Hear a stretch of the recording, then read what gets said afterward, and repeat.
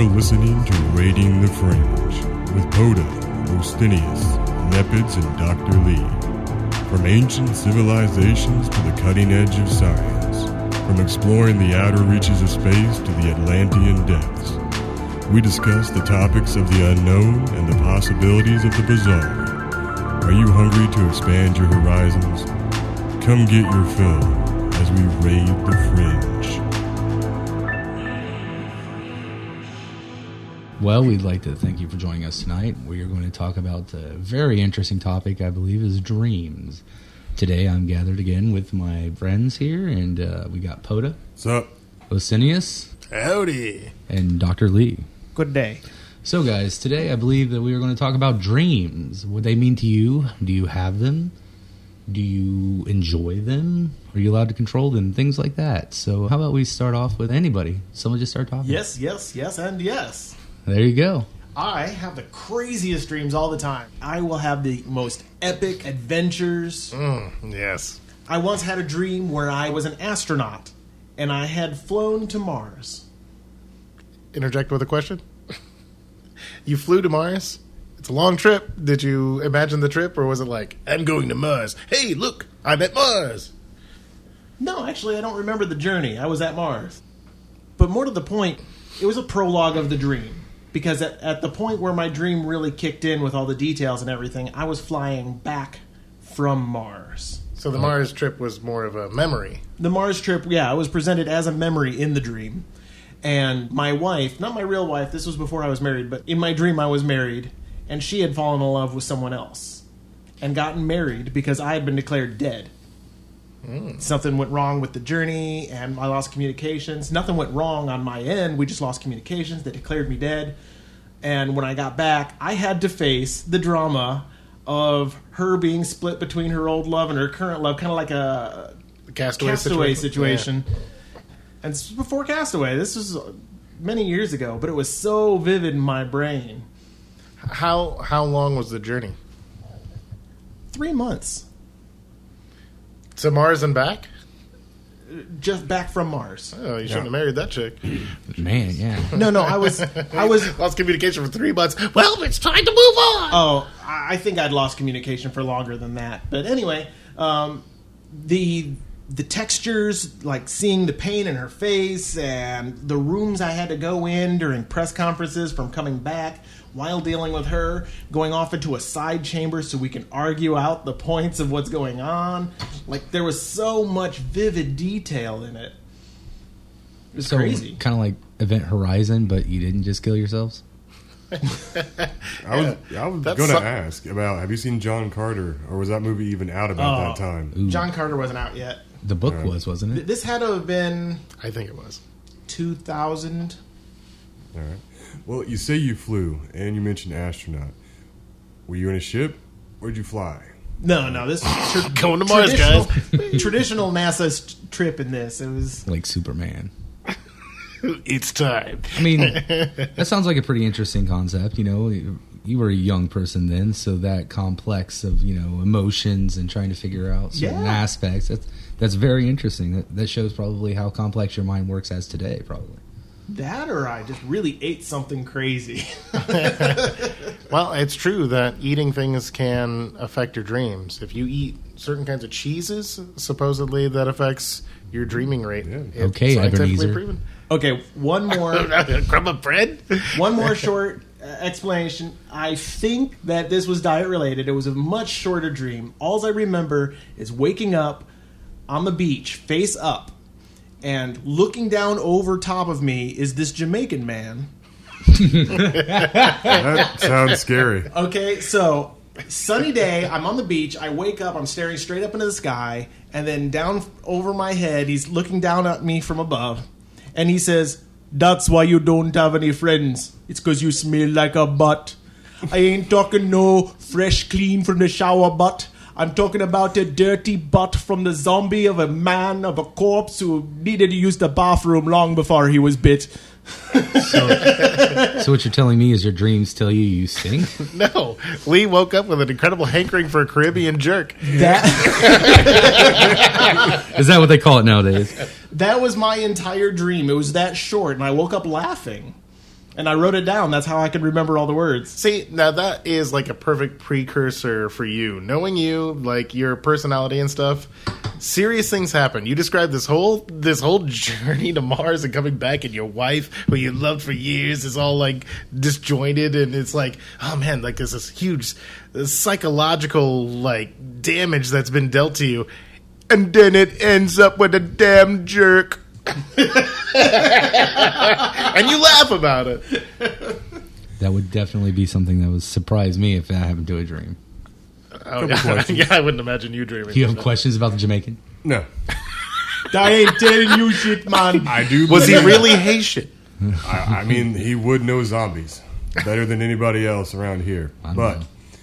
were your dreams in color? Yes, I always dream in vivid color.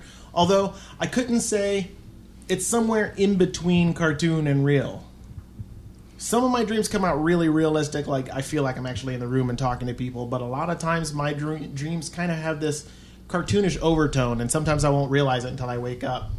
But like all of my colors are usually very vivid.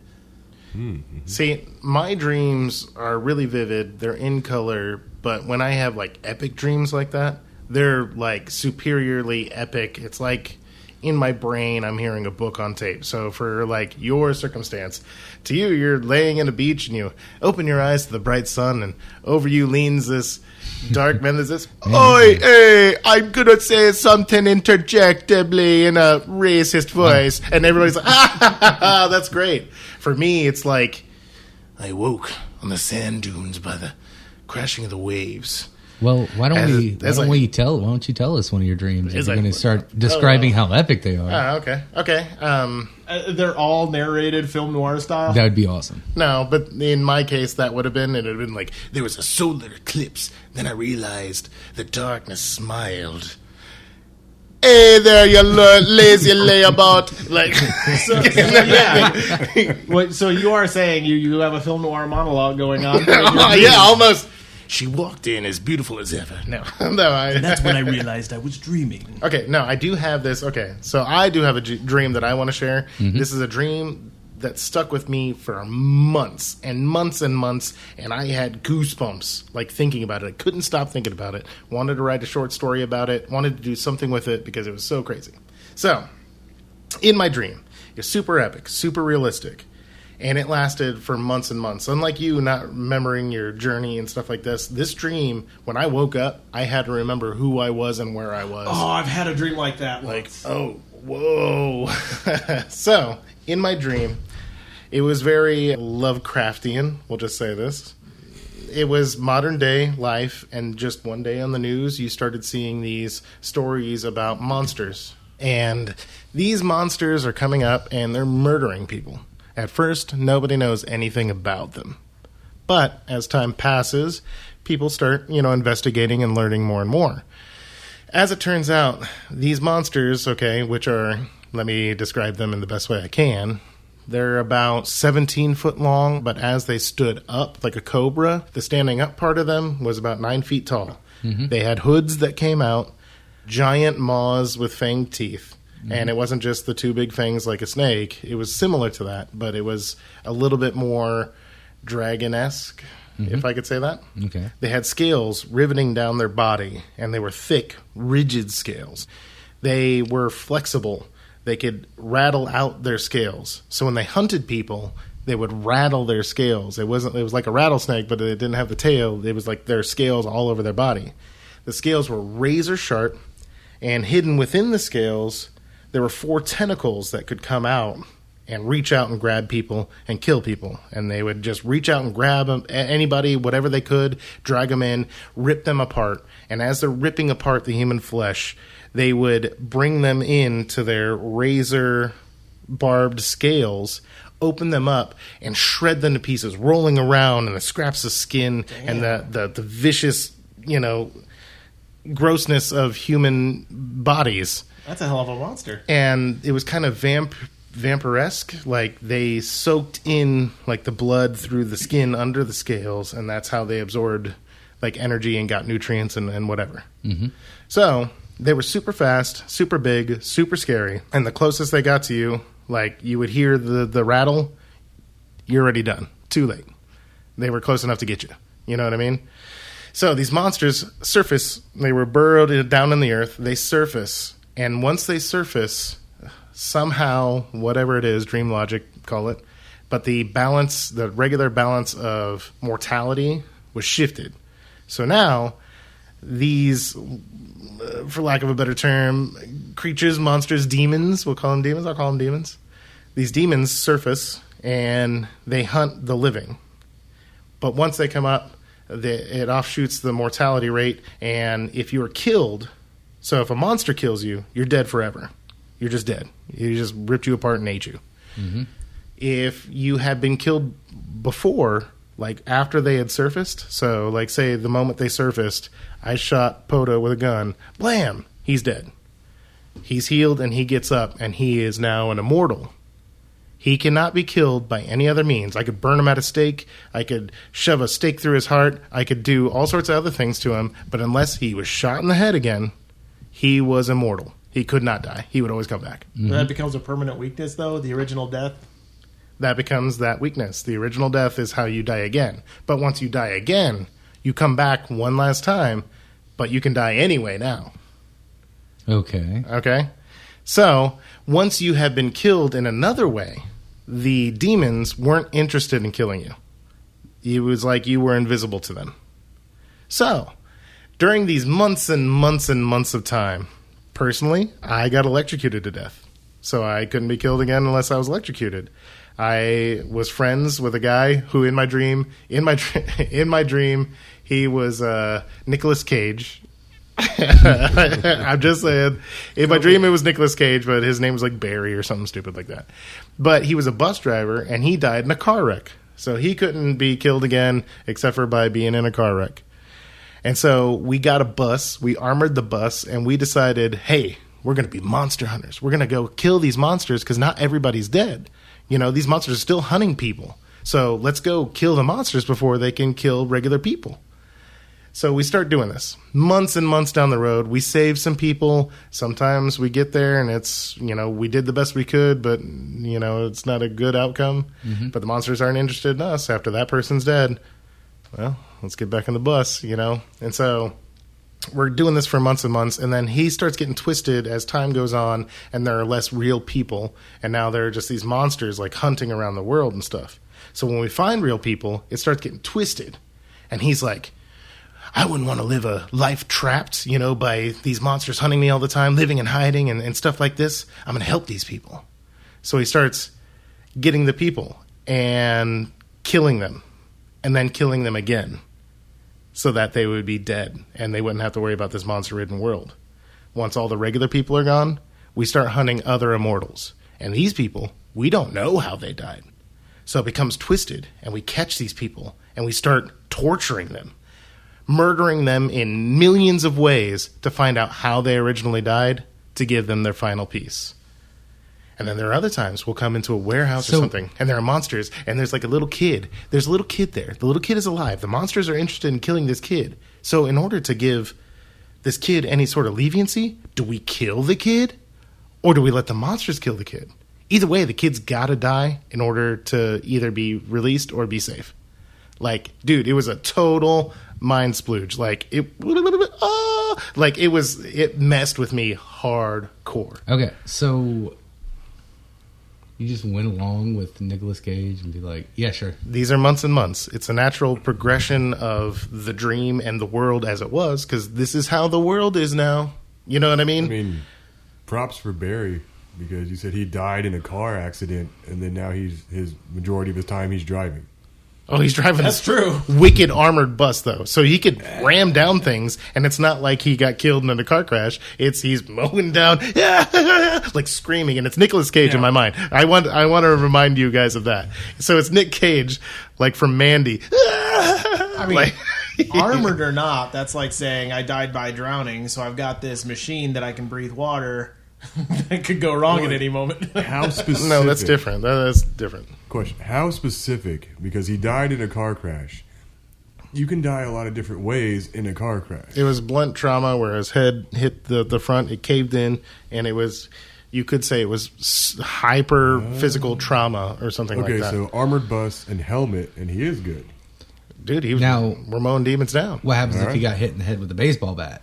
A baseball bat is not. I'm just saying it's a blunt force trauma that actually caused the death, not just the train. But not a high enough impact, and especially from both sides in a crumpling situation. What happens if he's in a car compactor? You're trying to dissect. You realize how many times we killed people trying to find out how they died? It was bad. But I'm like, it's dream logic, and in dream logic, if car crash is the reason, then in dream logic, it has to be a car crash. Yeah. Well, that is definitely a crazy dream, and an adaptation into the movie would be actually the thing that made me wake up startled. Okay, so during this time, all this stuff happens. We torture all these other immortals to give them the final rest. Then he turns to me. You know what? It'd be a real honor. We've been together for a long time. It's time for you to meet your final piece. What? And he already knew how I died. So now I got to get the hell away from this motherfucker. Like, I need to run. So I'm running, and it's a big city. Things happen, and there's stuff. So in dream logic, there's a helicopter there. I don't know how to drive a helicopter, but I'm like, hey, if this is going to get me away from this asshole, I'm in it. So I jump in the helicopter. I'm trying to fly the helicopter. I get caught in the telephone wires, and I get electrocuted to death. And so I fall down, and there's this like the retaining water things in LA, you know what I mean? The dry river, but sometimes it has shit in it. So anyway, I fall into that, and there's water in there. And so I'm trying to swim and stuff, and I'm like, I don't want to drown because now I got to do shit. And then he's still chasing me, and then he has this big, wicked, double, barrel shotgun, and he's chasing me through the streets of this town now. I'm sopping wet, just running for my life, and he's chasing me around corners. Nick Cage is chasing me around corners. Let me help you! And, I'm dodging a corner, and, bricks are flying in my face. Let me help you! Dude, and then I woke up, goosebumps all over my skin. I'm looking around, in my room, and I'm like, oh my gosh. And slowly, remembering comes in, and I'm like, oh my gosh, oh my gosh. And I immediately, grab my phone to start typing, because I'm like, I gotta remember this. And I start putting it into Google Drive, but I was like, oh my gosh. That is definitely a crazy dream. So, Poda, do you have any dreams that come to mind that you'd like to share with the audience? Well, they're broken up in categories because, I asked them, did you dream in color? Did you have free will in your dream? Or was it you're playing out a scene in a movie? I was going to ask you, Chris, did you have any control over what was happening, or you just knew where the story was going? Oh, when it started, I was totally me. And I didn't know where it was going. You think I'm like, oh yeah, I want to dream tonight and I'm going to torture people. No, it was terrible. Dude, the things with the little kids, I have a young child myself, and it really messed me up. I really have to either kill this kid so the monster doesn't rip his skin apart and roll in razor-bladed scales in it and reveling in the delight of a fountain of blood, just so this kid could be somewhat okay, or I let that happen. It was... Dude, it mentally messed me up for a long time. Mm-hmm. Well, just give us a dream, and then you can tell us what aspect or category it was. What's one that stands out for you, Poda? Okay, we'll go with reoccurring dreams. I know I've only had specifically 3 in my life. I can only remember 1 to this day, but I know there was 2 other ones.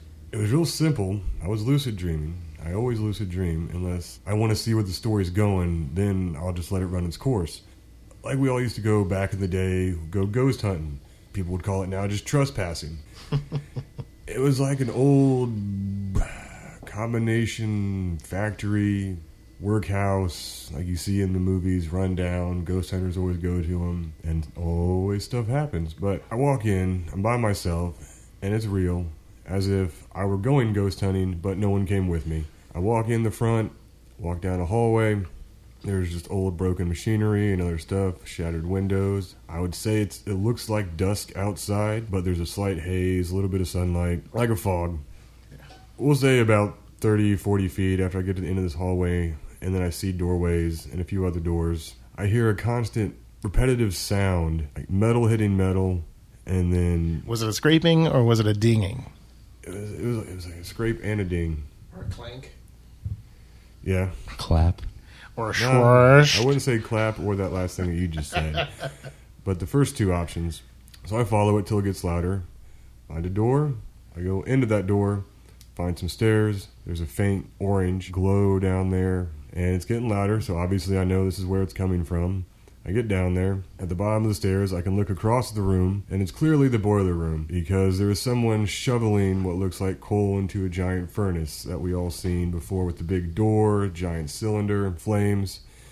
And I just start walking over. Person's going about their job. They look cliche, but not so cliche. Like, it looks like they just work there. Like a janitor? Or? Yeah, I think they've been doing it for a while. They're dirty. Is he mopping or is he like a guard?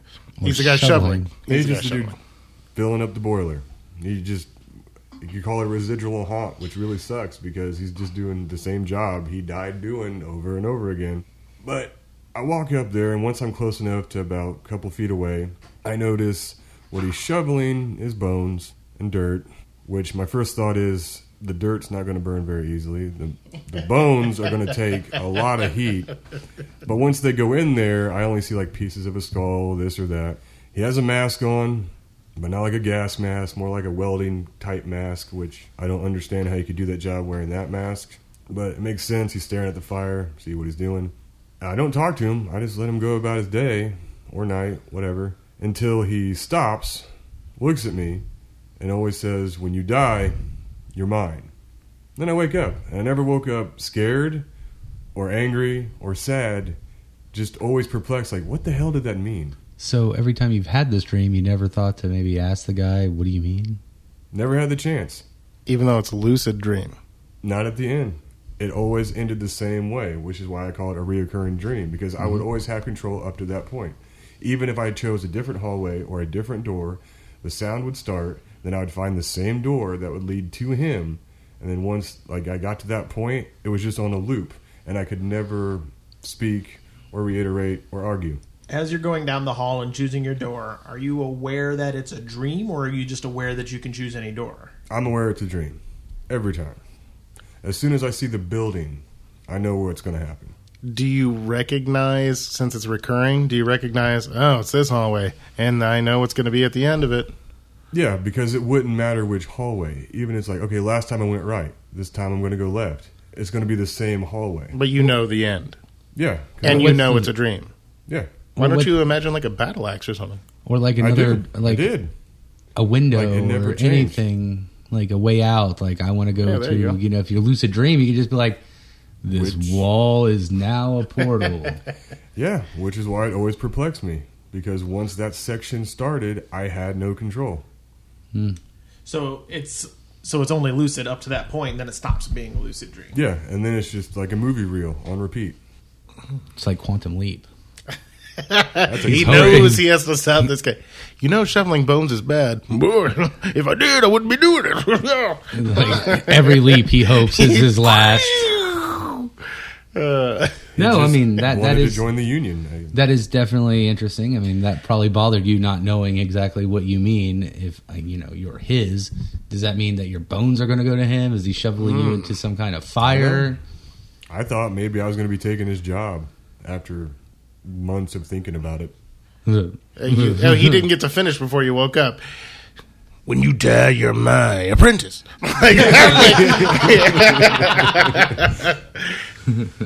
So how recurring is this dream? That lasted every night for 4 months. Jeez. Holy crap. Once a night or 10 multiple years ago. times a night? Dude, it's like 120 Every nights time plus. I tried to sleep, basically. Like, I wasn't allowed to have any other thoughts or something. Well, that is definitely something that would be scary. Maybe not as scary as, flesh-ripping snake vampires or No, but I a definitely... Jamaican man accosting you on a beach. Definitely disturbing. You want the falafel? Wait a second, this is not even Jamaican. He wakes up in a cold sweat. So I have other questions. So everybody does dream in color. Is that true? No. No, I'm talking about here. Oh, You? I do. Out of us, yes. Yeah, I Both. do. I Both? totally do. What are the black and white ones? Is it like Casablanca? No, it's just like watching a regular television, like quality. Like, it's reality, but it's black and white. Like if I Love Lucy or something? Nah, better quality than that. Like, it would be how I see, my eye quality. Because we all But can if see I like could- POTUS is. But if I couldn't Your eye recognize quality is anything- pretty bad. Yeah, I mean, you're legally blind. You have to have glasses to drive in the daytime. Yeah. Anyways. Okay, so what other aspects? You were asking them, you color, but what other aspects would you categorize your dreams in? the reoccurring or control with the lucidity, recognizing when you're in a dream and or not. Then there is... That is what lucidity is. Yeah, that's what I'm saying. Yeah. Lucidity dreaming is that. But Well, there's color I mean, and then non-color. Like having the choice. Choose your own adventure. I had a dream once where I could not see anything. You were blind? It's not that I was blind, it's just that there was no visuals. So it was audio for you? Yeah, Just it was an totally audio real. dream. Okay, so what other categories are there? You have Totally lost that reoccurring, for you. lucid, color, non-color. Are there any other types? Or What about reality dreams where you... like, what's a scary dream for you? There was one dream that actually made me a little panicky, and it's when I was a kid, like before teens. It's once I started learning about biological contagions and viruses and bacteria and how you really can't fight against that kind of stuff. And I was just sitting in my living room at home, like any normal day when I got home from school. It was orange outside. You ever see those days where it's the middle of the day, but it's bright orange outside? There's a tornado coming. Yeah, and then no one's around. Like I'm waiting for parents to get home or whatever. I come out of the kitchen. I'm looking through the front windows. I realize it's orange outside, and then a military truck goes by. At first, I think it's military. Not sure because it looks like those giant dump trucks that spray out the fog for the mosquitoes they do every year with fighting mosquitoes. But that's what it did. The truck drove by. There was two of them. They fogged, and there was a moment of pause, and then screaming, loud noises, banging, people yelling. I see people running. Then I hear gunshots. That definitely does sound scary. Did you just recently watch E.T.? No. The No. Goonies, perhaps. If it was recently, he would imagine they all had radios. Okay, that was definitely a scary. radios are That's scary. definitely scary for some people. Definitely. So Lee, what's one of your scariest dreams? Oh, This should be good. my dreams aren't usually categorically scary. Well, one that actually gave you fear. How about that? Well, You lost your wallet, or something. Couldn't find your keys, and they were in the refrigerator. I mean, The classic underwear dreams. I've never had an underwear dream. Yeah, I have had one of those classic dreams where you're finally confronting that schoolyard bully, but every time you try to punch, it's like punching through molasses, and you can't go. And you're like, I'm trying to hit you, and then you're, I'm gonna nudge, and you wind up just like pushing into his face just a little bit. And you can't really get any force behind it. You don't have any dreams that incited some type of fear. The closest Yeah, just the closest. I mean, like he just said. Okay, well, yeah, I had an epic dream that was the span of years. Much like I thought I was the only one that actually had this. Now, I must preface this by saying there was an episode of Star Trek The Next Generation where Jean-Luc Picard gets that thing, and it might have inspired this dream. But either way, I do recall actual years of life where I find the woman of my dreams, and it's not the same woman from the astronaut dreams, so don't... Well, of course not. She ditched you after 3 months. I mean, that was Right. Interplanet Janet. She's a galaxy girl. So Interplanet I fall in love with this woman. Galaxy Ho. I work as an architect for a while, and we become successful, and we grow up, and we have a daughter. We live our life with our daughter, and we grow up, and we move into this new house, and I'm actually living years and years of experience. A lot of it's dull, normal day stuff, but like every emotion is attached to this. I'm in love with this woman, and we've got a daughter, and I'm so happy, and this is such a great life. And something small bad happens, something good bad happens. It's life. And she is coming back to visit us from college near the end of the dream. Okay. And in our house, we have a gun in the bookshelf hidden behind one of the books. Because we all know how much you love guns. I know, in real life I wouldn't. But we did. It was for self-defense for the house, and we figured we should have one, and so we bought a gun, and we keep it behind this one particular book on the bookshelf for safety. If we ever need it, we can run to get to it. It's a secret. We're not telling anybody that gun's here because we don't want anyone else stealing this gun. The book it happens to be behind is the book that our daughter reaches for off the shelf. She's going to go read a book, and the gun falls off of the shelf. And it's loaded, apparently. It starts in slow motion. The butt of the gun hits the floor first, and the gun goes off. And it's spinning, and everything starts going in slow motion, and we're all looking around to see, did it destroy a lamp or something? And I turn and I look, and my wife's got a bullet hole right in the center of her chest, and she bleeds and falls. And I leap out to catch her, and I'm holding her in my arms as she's dying. And I was scared and heart crushed, and it ripped me apart because I had basically 30 years of life and love right here, and it was the saddest and scariest thing that has ever happened to me, alive or asleep. Oh yeah, that definitely would be very. So that's not the same type of fears. Oh no, it's definitely scary. Monsters. I mean, no doubt that's like real life fear. And, yeah. And so when I wake up, I wake up like she's dying in my arms, and that's when I wake up. And it's not a sudden wake up, but I wake up and my face is just covered in tears. I'm crying for real. Yeah. And it was just epic heartbreak. And then I'm like, where the fuck am I? Because this is not the house I live in. And it took me probably a full hour to really process everything and sort out what part was dream and what wasn't. And I had to remember what was going on. That just lets you know that if you do own a gun and you put it behind a book, get a revolver. It can only fire if it was a revolver. It was a 6-shooter. Well, then your dream is physically wrong. Dream logic, man. Dream logic. Yeah, it's a gun. It fires. We also stored it with a hammer cocked. I don't know. You can't do that, but I would highly suggest not to. Awesome Colt 45, a replica from Dirty Harry. We always keep it loaded and cocked. No, waste no time when needed. Always ready. Yeah, I'm not going to debate that point, but that dream was so intense that it's sometimes when you wake up, you're like, oh, that was a hell of a dream. Well, this wasn't. This was, I woke up and I'm like, what is going on? Because my dream is still reality and this isn't. And I had to catch back up. And after a few hours, I probably have to say almost a full day before my brain would actually accept that all of that was just a dream and not a reality. Until then, I was struggling with okay, so what's going on? Am I in a weird dream now? Is this weird? What? And did your brain have a psychotic break, and now you're believing that you're single again? You know what I mean? Yeah. It was. I was insane probably for a day, and I'm going through the rest of my day. I'm catching back up. I'm like, okay, no, this is my life. I have to remember all of this stuff. And I will still, I'm going into the room and I'm looking for a file I know I have, but I don't have. I filed it in my dream life 15 years ago, and it doesn't actually exist. Oh, yeah. And it was and insane. then you miss your kid that's and a all sorts of dream. weird stuff. Yeah. I've had way too many dreams like that. It's faded enough now. I don't even remember what my daughter's like I said, name I don't was. remember Barry. That probably wasn't his name, but yeah, it was the same thing. Other than your vampiric snake creatures, do you have a question? Well, I just had a few thoughts that I wanted to bring up. So that dream that you just discussed, I would categorize it as a what-if dream. You dream about things like possibilities and what could be, or maybe the choices you would make in certain situations.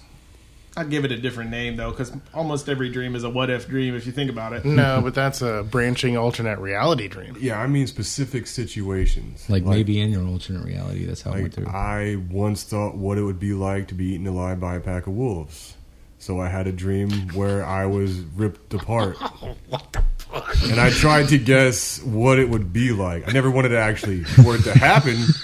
So in the dream, you're like, this is exactly what I thought it would feel like. Did you give the wolves names? You're Rufus. You're Sebastian. You guys are going to eat me. It was kind of a random thought in the dream itself. I knew I was dreaming. It was a lucid dream. I saw a cartoon cloud go by with feet sticking out of it. And then I thought, that made you think wolves? That made you think that it's wolves, and you want them to eat you. Oh, I started cussing, but it just came out as a speech bubble of Me. ampersands and pound signs. It was interesting. It was very bloody, and it wasn't. Okay, then what other categories have you came up with then with the what if, and then what others? Precog, dreaming something before it happens, like a deja vu. Pre-ja vu. I do like Vujade, never happened before. Vujade, really. That sounds like some R&B artist. What's up, y'all? I'm Vujade. I've never heard this song before. Okay, that's definitely interesting. I don't know why, but I think I've heard this before. Dreams that actually you wake up pissed off. Yeah. Waking up dude. angry. There were dreams when I was in a bad relationship for quite a long time, a relationship that I was That was not a very dream, right? that I was not very happy with. No, it was quite real, unfortunately. But I did have dreams where there were offshoots of better realities, and I lived months. You're dreaming of a better life. We're all dreaming of a better life. So I was, dreaming of better realities. It was a nicer time. We split up. I lived months and months the single life and, lived it up as a man about town. Like, dude, it was great. And then I would wake up and I'd roll over and like, who's this chick in my bed tonight? Oh my God. And it was this crushing reality. And I'm like, God, I hate all of this. God, I hate all of this. That is definitely depressing. Well, fellas, you guys have definitely taught me a lot. What about you, Nep? dreams. Do you have any dreams at all? I do have dreams, but they're just bleh. Not Share really one. too many. I've got recurring dreams. I've got dreams to match man. every one of what you guys are saying. I've got at least 2 more good dreams that I could talk about. Yeah, now you got to give your dream. Oh, I don't really have any good dreams. I guess going along with the reoccurring dream process, I've only had one dream that's been reoccurring, and it's only reoccurred 4 times. So that's why it's so memorable, because I don't dream the same thing every time. Ever, really. So that's why this one's... but it's definitely of a house that's actually in my area. I've been inside that house. In the dream, it doesn't look like that at all. But if you're heading out... it's definitely a barn-style house, white, kind of, you know what I mean, barn-style. It's about 3 or 4 stories tall. And... I would go in there, and it was hard to get in there, and it was definitely haunted, but you didn't really see any ghosts. The best way to describe it is when you're in the house, you had a very horrible sense of foreboding. And when you walk into the house, you had an actual stage for some reason in the front room, like with 2 stairs going up each end, and then you had other places. But I remember the most scariest part was when you went outside and you went up the fire escape, but I wouldn't call it a fire escape. I'd call it more of a side entrance to an upstairs apartment. Okay. And you would go there, and it's literally an apartment, but it was scary. Nothing bad happened. It just like one of my past friends told me about a dream that they were terrified of. They were just sorting sheep, just taking sheep, picking them up, putting them one place. But for some reason, it was the most terrifying dream for them. The feeling from doing that was like, it just devastated them. Like they were actually wake up with cold sweat and everything. It's kind of like that for me. It was just a room, but I'm like, blah. That's an on take on counting sheep. Definitely. But see, my dreams aren't any kind of crazy. They are literally just me. I see everything from my point of view, and if I'm not in the scene, I see it as if there was a camera watching the scene. You know what I mean? That says if I'm in it, I'm seeing it from me. If I'm not in it, I see it from camera A. Did you ever have like subtitles? No. No. Why would I want to read in my dreams? Have you? Yeah.